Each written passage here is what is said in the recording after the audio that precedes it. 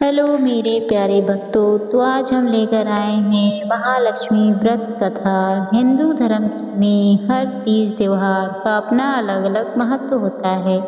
हर त्योहार को हिंदू धर्म काफ़ी खास माना जाता है। हर त्योहार को बड़ी ही धूमधाम से मनाया जाता है। इतना ही नहीं, हर त्योहार की अपनी अलग मान्यता होती है और अपनी अलग विशेषता होती है। सनातन धर्म में हर व्रत को भी पूरे नियम पूर्वक रखा जाता है। इन्हीं व्रतों में से एक है महालक्ष्मी व्रत। महालक्ष्मी का व्रत हिंदू धर्म में काफ़ी बड़ा महत्व है।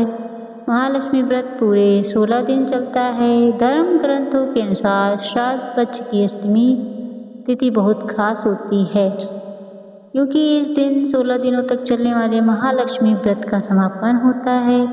महालक्ष्मी व्रत में हाथी पर बैठी देवी महालक्ष्मी की पूरे विधान से पूजा की जाती है।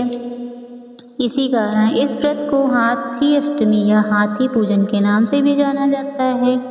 महालक्ष्मी व्रत की कथा के अनुसार एक गांव में एक गरीब ब्राह्मण रहता था। वहाँ ब्राह्मण भगवान विष्णु का बहुत बड़ा भक्त था। वह रोज भगवान विष्णु की सच्चे मन से पूजा करता था। गरीब ब्राह्मण की भक्ति से प्रसन्न होकर भगवान विष्णु ने उसे दर्शन दिए और वरदान मांगने को कहा।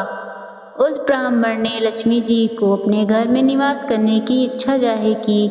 भगवान विष्णु ने उसे बताया कि मंदिर के सामने एक स्त्री उपले थापने आती है, तुम उसे अपने घर आने का निमंत्रण दो। वही स्त्री लक्ष्मी जी हैं और उनके घर आने से तुम्हारा घर धन धान्य से भर जाएगा। भगवान विष्णु की बात मानकर ब्राह्मण ने मंदिर के सामने बैठ गया। कुछ देर बाद माँ लक्ष्मी उपले थापने आई। उस ब्राह्मण ने लक्ष्मी जी से अपने घर आने का निवेदन किया। लक्ष्मी जी समझ गई कि यह ब्राह्मण सब विष्णु जी ने ही कहा है। तब उन्होंने ब्राह्मण से कहा कि वह पूरे 16 दिनों तक महालक्ष्मी व्रत करे। फिर 16वें दिन चंद्रमा को अर्घ देने के बाद ही उसकी सारी मनोकामनाएं पूरी हो जाएंगी। गरीब ब्राह्मण ने लक्ष्मी जी की बात मानकर 16 दिनों तक विधि विधान से महालक्ष्मी व्रत किया। फिर 16वें दिन उसने चंद्रमा को अर्घ दिया और अपनी मनोकामना मांगी। महालक्ष्मी व्रत के कारण लक्ष्मी जी ने उसकी सारी मनोकामनाएं पूरी की और उसका घर धन धान्य से भर दिया। महालक्ष्मी के व्रत के लिए पहले सुबह जल्दी उठकर स्नान करें और साफ कपड़े पहने। इसके बाद माँ माता लक्ष्मी का ध्यान करते इस व्रत को विधि विधान से करने का संकल्प और लें और प्रार्थना करें। यह व्रत उनके आशीर्वाद से बगैर किसी बाधा के पूर्ण हो। इसके बाद माँ लक्ष्मी की मूर्ति या फिर उनका चित्र घर के ईशान कोण में स्थापित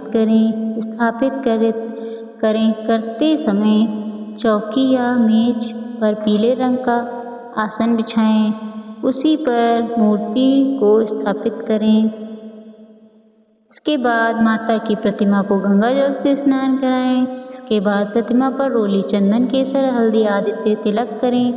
इसके बाद माता लक्ष्मी को फल फूल मिष्ठान पान सुपारी इलायची लौंग नारियल आदि अर्पित करें और इसके बाद पूरी आरती करें। घर में प्रसाद का वितरण करें।